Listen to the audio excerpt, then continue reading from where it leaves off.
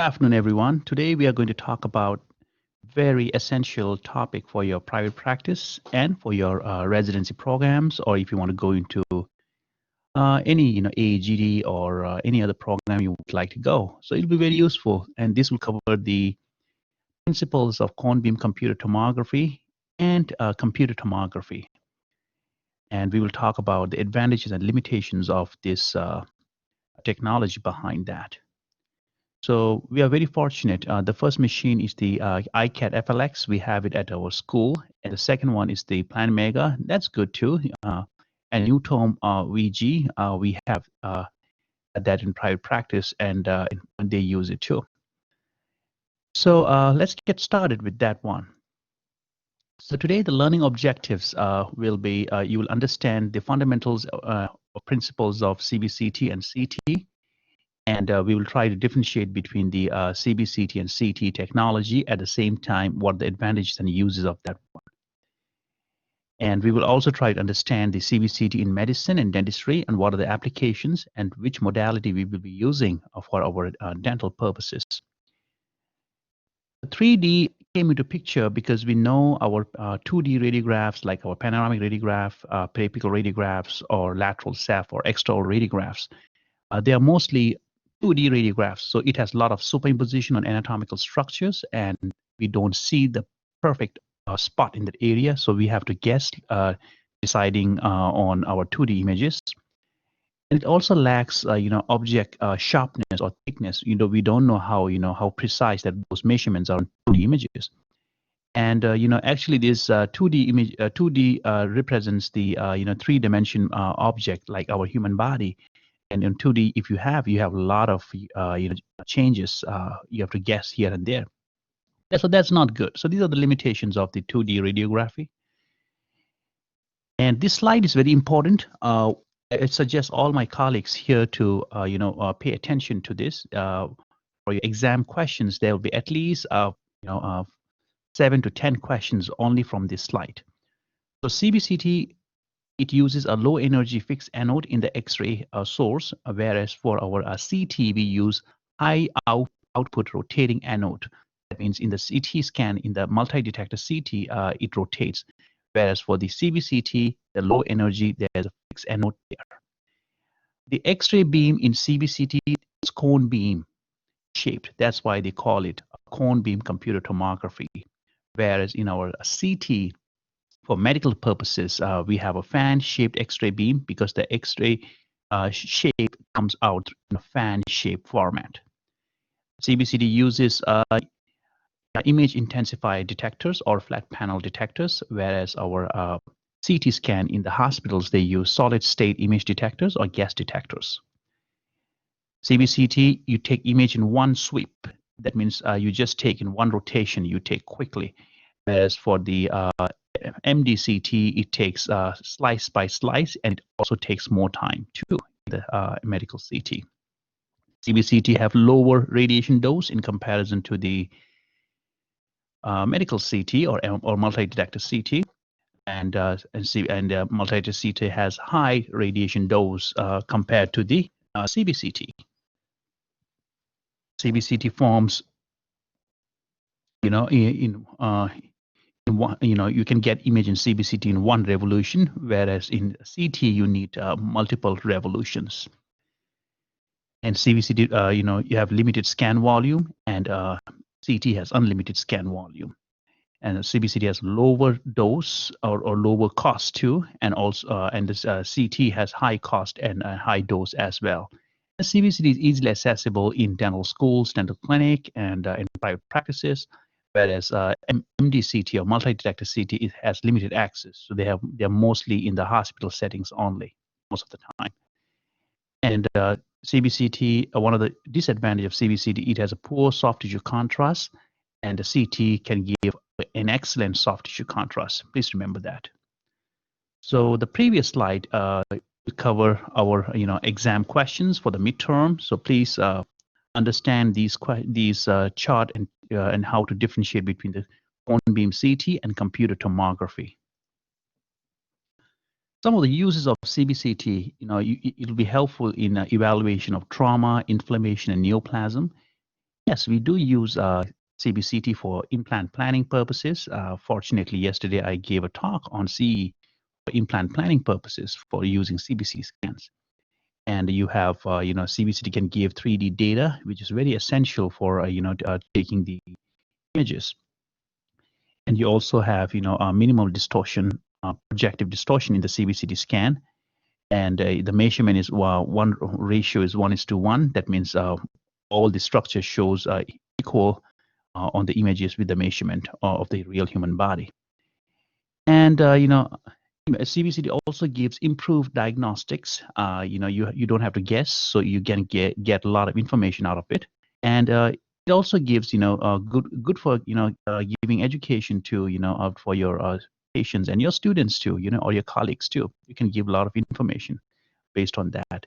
It also gives a good communication. If you have with the referral sources, then you'll be good. Usually, before CBCT came into picture, we use conventional radiographs. So that you can see the lateral ceph there. However, these are not so good because you have to guess a lot, right? So you don't want that. And Tomo came. Tomo means cutting into slices, so you can get slice by slice. That's why they call it, computer tomography. You get slice by slice, and these slices are very useful. So this is the, before CBCT came into picture, they used tomography. It takes a lot of time, and it takes at least like 5 hours to get perfect slices of those images. Now with the CBCT, you can finish it in less than 3 seconds. So that'll be amazing how you can do everything very quickly and efficiently.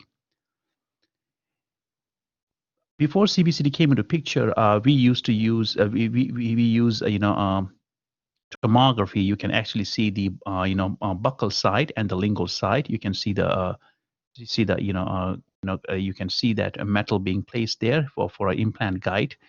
They call it stents, So, however, it's not so clear. You can get one slice, but you're not getting all the slices in good images. So, with the help of CBCT, you can get multiple cross-sectional images, which are very useful. And for CBCT, one of the major advantages, you can get multiple cross sections, and you can make your life very easy for your patients.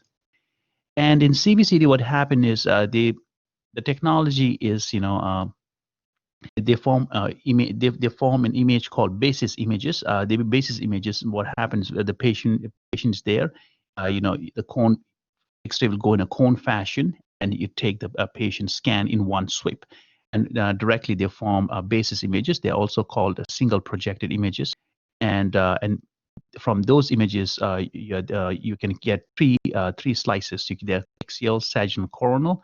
Is also called orthogonal planes. So these are very useful. Just remember basis images, which is acquired by CBCT. That's very useful. And in CBCT, how happens is like when you take this, the basis image shows like this, and from there they retrieve all these axial, coronal, sagittal images from this. This is a picture of Newtom 5G. This is one of the good CBCT machines for all the purposes, especially for oral surgery and and for your orthodontic purposes. So basically, the patient sits here and then lay down here, and then it go inside, and then they take a image of head and neck area. Now, the effect of views, you can see, you can have 690 views, 240 views, and 60 views. The difference is when you have 690 views, you have better resolution. You can see more and more area. Whereas 240 views, you don't see the other area, but you only see 240 areas or 240 views, and 60, you can see the image becomes less and less, resolution is decreasing as the views decreases too. Now, the detector CBCT use is image intensified and also use a CCD camera, and it has a relatively low X-ray dose, so it is very good. And sometimes they also use a flat panel detector too. So that remember the names of the detectors for the CBCT. If you have a pen and pencil, take a note of that. That'll be pretty helpful too. This is one of the good CBCT machine, Galileo's. I've used that personally. It's pretty good. But I like our school ones more. That's the ICAT. You can get a lot of information from that. In MDCT, you can have this, it looks like this, but it's more robust, and at the same time, yeah, it takes more radiation. It's more expensive too. And detector, you can see for the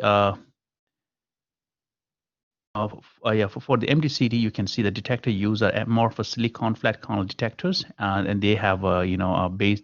They have a circuit technology. They call it IC, integrated circuit technology. So they are widely detect. These are the detector which are used most of the time in indirect detectors. They're coupled to X-rays, scintillators. And in CBCT, you have something called a back projection. So most of this, what happened is the computer uses the algorithm, and they use this construction method, and the method is called filter back projection. So remember, in CBCT, they use a projection method called filter back projection, and based on that, they form their images. So I know you are very busy in your 4th year taking exams, licensing exam, and then I wish you all the best for everything what you do. Get some rest too. And for the contrast resolution and signal to noise ratio, CBCT has a extensive scatter. That's one of the limitations. CBCT a lot of scatter, and out of 5 photons, 4 are shown as scatter noise in CBCT. That's why we don't like it. Whereas fan is better. Fan shaped CT is better. That's good. I'll tell you the reason why. So for the fan shape detector, they have one thin single detector where all the scatter radiation from the X-ray source fall outside the detector, and the good X-rays falls on the on the detector. So that's why you have more signal. For the fan shaped geometry, you have more. The detector, it works mostly on the detector. So signal for the multi-detector is about 95 and noise is 5. But at the same time, it has high radiation too. Remember that. Whereas in our CBCT scan, we have a detector, you can see like a rectangle shape. And, all this scatter falls on the detector. And that's why you have a lot of noise. The noise is about 80% in CBCT and the signal is about 20%. Yes, it's true that there's noise, but if you have a good diagnostic CBCT scan, that should be good. And also, it's relatively less radiation exposure, and definitely much less expensive in comparison to the MDCT. So this would be an exam question: how much noise is there? How much signal is there for the CBCT and for the MDCT? So pixel size is very important. So if you have a smaller pixel size, you have a better resolution. If you have, a larger pixel size, the resolution kind of decreases. You can see the center 1.3 millimeters, and the as the pixel size become bigger and bigger, then the resolution drops down. So what exactly it means is, for the endodontic purposes, you will use, small small pixel size, small pixels, because you will have a lot of good resolution to signal and everything. And for the implant purposes, you can use 0.3 so that you can get good resolution. At the same time, you don't want to overexpose the patient. And for a large field of view, especially for your orthodontic purposes and oral surgery purposes, you don't want that much good resolution. You just want to see the anatomical landmark, and you can plan your surgical planning and everything. So that's the difference for that. And multiplanar reconstruction, that means it is multiplanar reconstruction means the 3D view. That is the axial, sagittal, and coronal view. So these three are important views for your all the 3D imaging.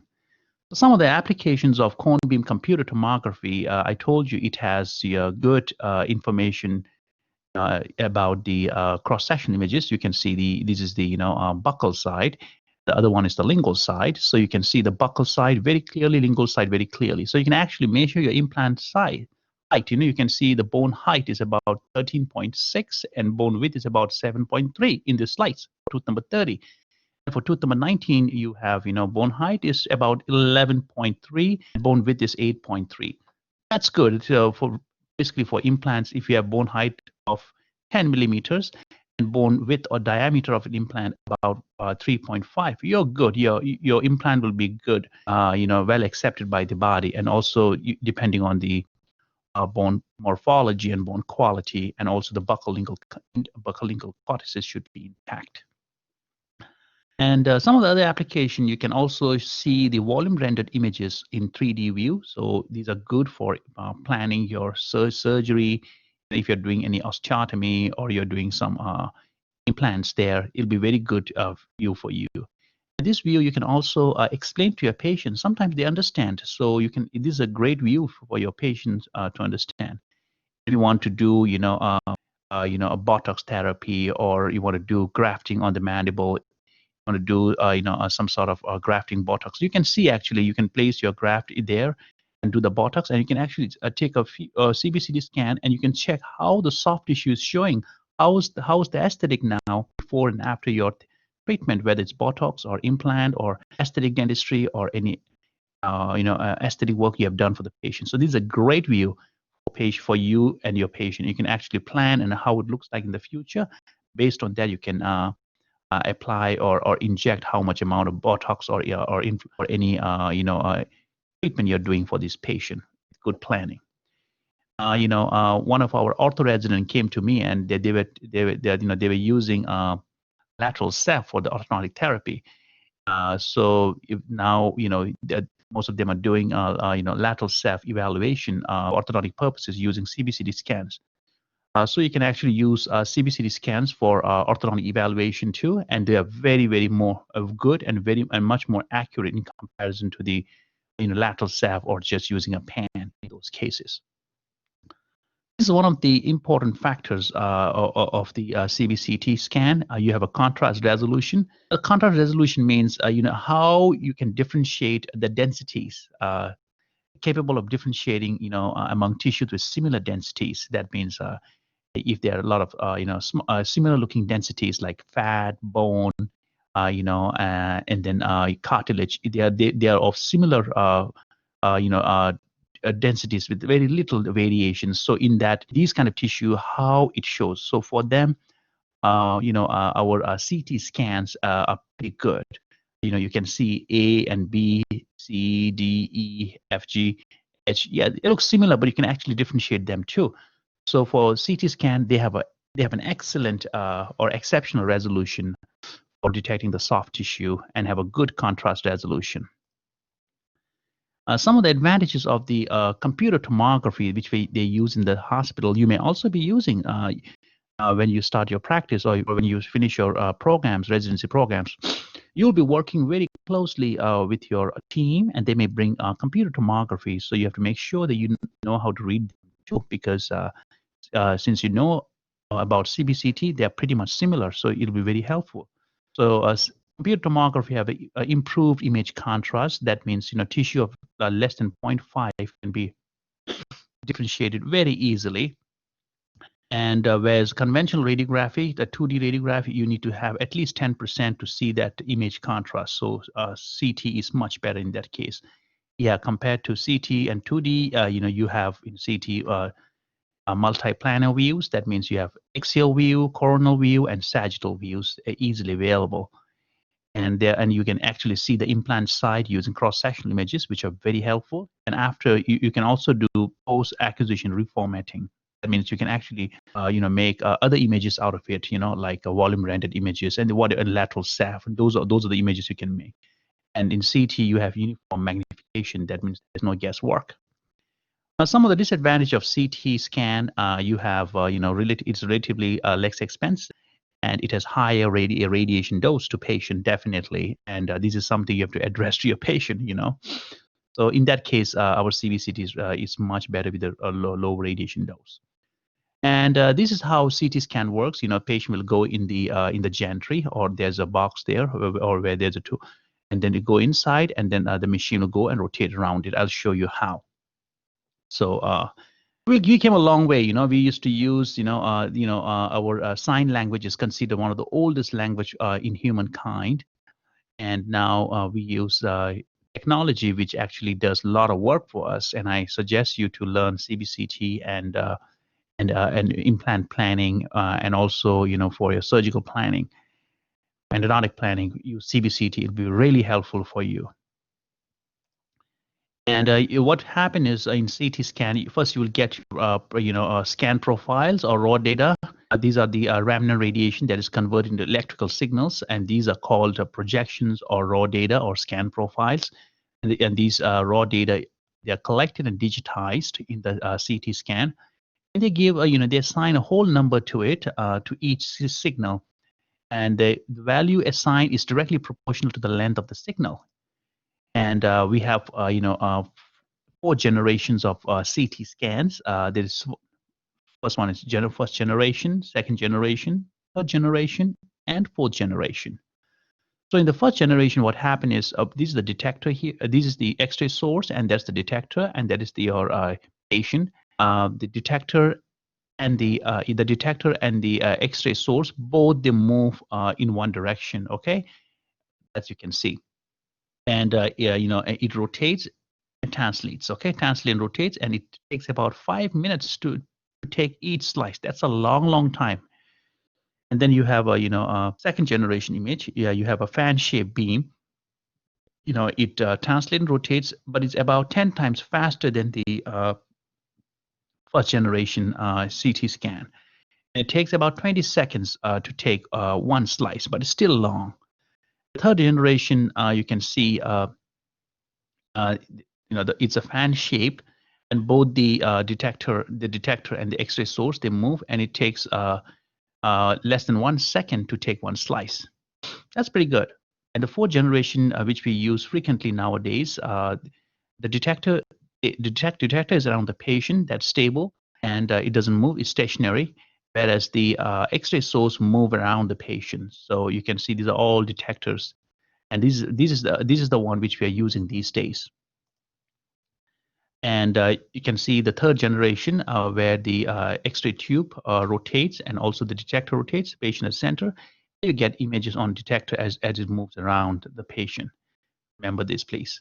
The second one is the fourth generation is the detector is stable, or the detector is stable. You can see it's stationary, and whereas the X-ray source moves around the patient and expose it, and the detector gets the information around it, and this X-ray source moves around the detector or around the patient.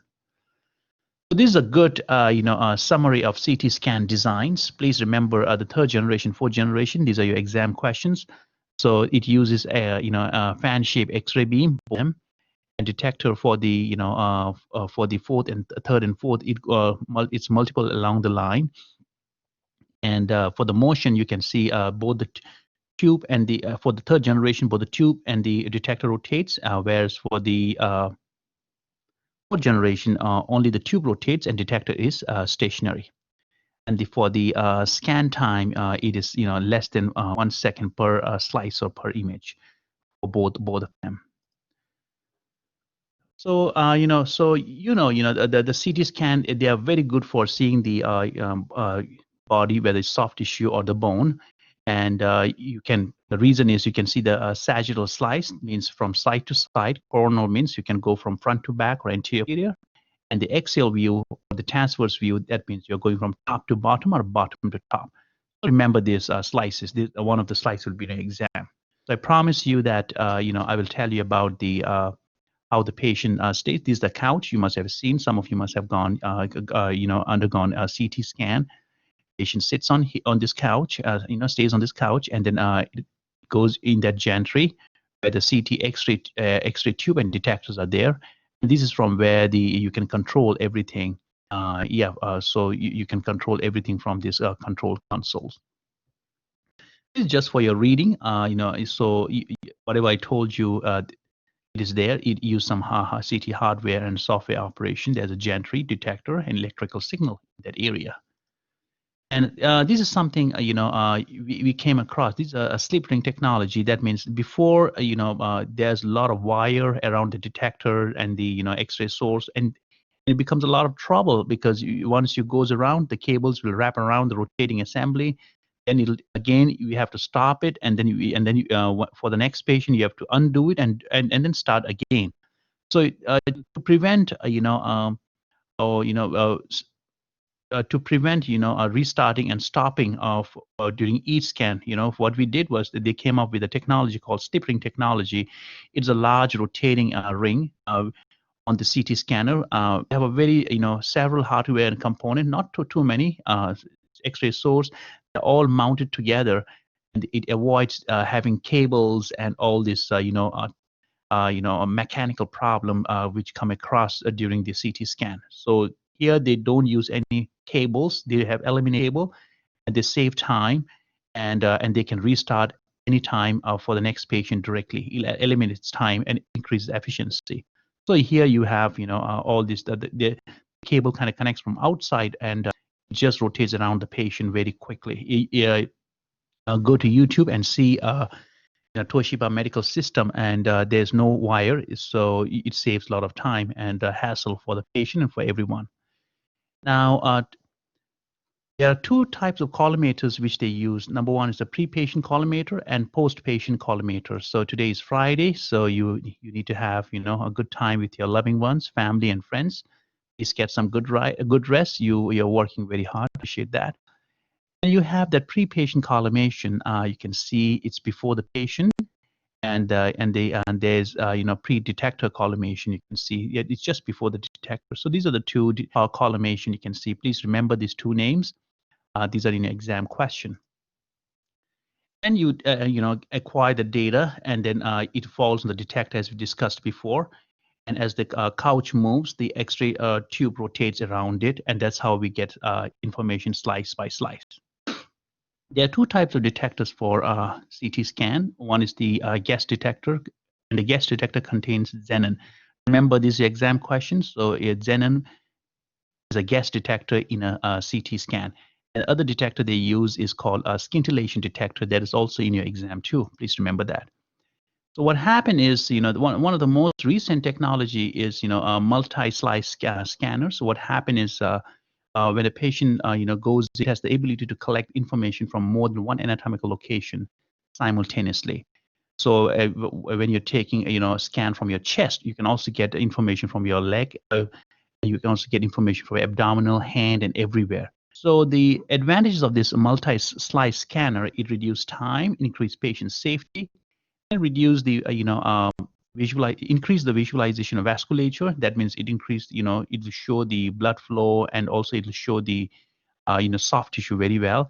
If you have any contrast agent, you need less contrast agent in this area, because you can take information simultaneously from the different parts of the body, and you require less contrast. And remember, some people are allergic to contrast agent, so you less contrast needed. And even if you have the patient positioning is not so big of a problem here, you can just put the patient on the couch, and then you go inside the in the scanner, and you can just do, the patient will scan it, and it'll be very easy scanning, easy positioning for the patient too. And the good thing is you can get a lot of good data for post-processing purposes. And if you're watching it alone at home, you can just take a break, and then you can come back.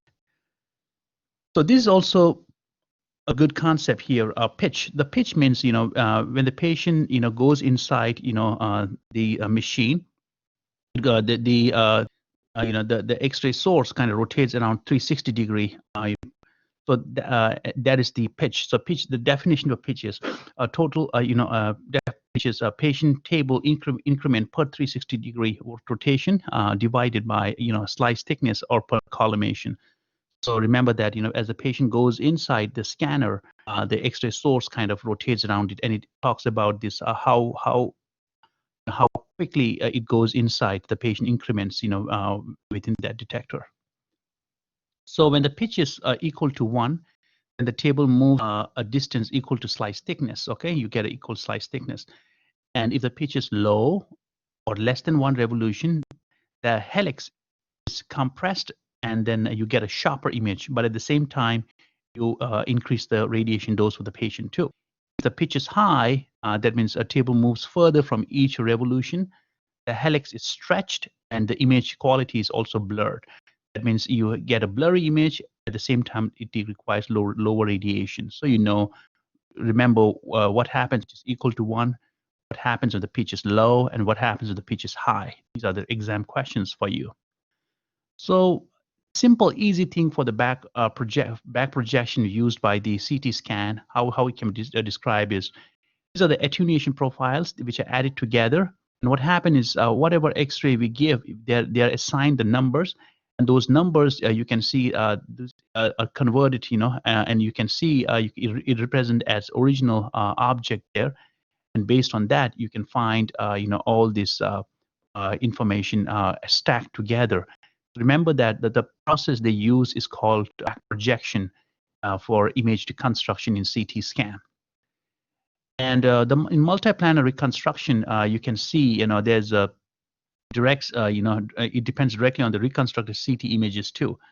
And, the technique reformats the original image data to form a newer image in other orientation. And yeah, they also use some mathematical calculation to see and get the desired orientation for the patient. So this is important here. You have a Hounsfield unit. They're also called CT numbers.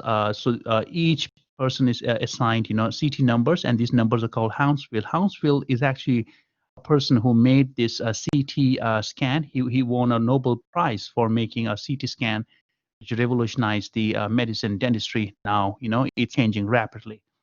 He's actually from England, so he was actually working on his project, and he doesn't have enough funding to make his research possible. So what happened was Beatles, singers, their group of singer band, they're called Beatles. So they have a company called EMI. From the small EMI, from the companies, the small amount of the company EMI money went to the CT scan research, and then that's how a CT scan was made possible for these cases. And Hounsfield received a Nobel Prize for that. So the reason they use CT number is CT number. There are a lot of as they assigned water is used because there are a lot of water in the body and it has a uniform density. So water is assigned as attribute value of 1 or attribute value of 0. Okay, remember that. Okay, so remember the formula is not so important. I'll not ask you. So the t value is the attenuation coefficient of water, and the W value is the attenuation coefficient of water. T is for the tissues. Okay, remember that. So this how it fits in that. And K is the constant. And the constant is a constant value. It's about K is if the K is 500, then the constant scale value is 0.2. Don't remember this formula. Don't have to by heart it. It will not come in the exam. Just remember that the CT number for water is 0. That is in the exam. And as you can see, the CT number for the air is minus 1,000, and the CT number for the lungs and you can and other areas is from minus 800 to minus 300. Soft tissue goes from minus 100 to 200 plus 200 or 200. The bone kind of goes from 300 to 1,000 CT numbers. So you can see as the material gets denser and denser, the body part gets denser and denser, the CT numbers also increases higher and higher. So we came a long way, So now we are using a lot of technology, and you should know the basics and the principles behind that. If you want to do some manipulation, or you want to do some research in the future, that can be great for you. At least you have some information behind that. So now we talk about image display, manipulation, storage, recording, and communication. So image is usually displays in a high resolution monitor. I mean, it's always good to have a good resolution monitor. So some of you have good Apple computers with good monitors. Please use them, or also you can use your the Windows, which are good. They're also equally good. And the digital, they must be converted in analog signal and produce an electronic beam that scans the phosphor screen. And the grayscale monitor can then display the input digital image pixel by pixel. And you can also do image manipulation by using softwares. The different softwares, you can use it for your systems too. And the image are stored in the servers. Nowadays in cloud, most of them in cloud. And now this is important. What is a DICOM? DICOM is a digital imaging and communication medicine standard. I will ask you the full form of DICOM. I'll write different definition of dichotomy, you have to select this correct one. You please select. Artifacts, CT again, it's great, but it has artifact, beam hardening artifact. That means it refers to there's increased average energy of the X-ray beam as it penetrates the tissue. So you don't want those beam hardening artifact too. Okay, and the regions of apparent disease, it decreased the. So you can see that these artifacts it appears broad streaks. I call them streaks of bands and regions of apparent decreased density near bone or through body tissue. That means if there's a metal in the mouth or there's metal restoration, it may give a lot of streak artifact.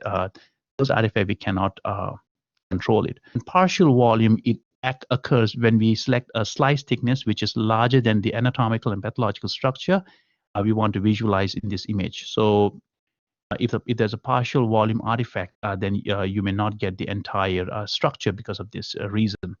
Motion artifact, if the patient moves, then you will know there's a double image of blurriness. So you don't want to see those. So avoid partial volume artifact and a motion artifact. Motion is an enemy of the radiology. Metal artifact, as you know, these are the streaks emanating from the metal object. They are caused by a combination of beam hardening, partial volume, and motion artifact all together. And please, when you're taking a cone beam computed tomography or MDCT, remember to remove their jewelries, metal jewelries, dentures, partials, and all the metal related thing from their head and neck area and do the CT scan. So this is I have for today, and I thank you all for listening very well. And this is very important lecture or presentation for your midterm examination. So please spend more time on this presentation, and you will do very well in your exam. And if you have any questions or something like that, please let me know. Thank you.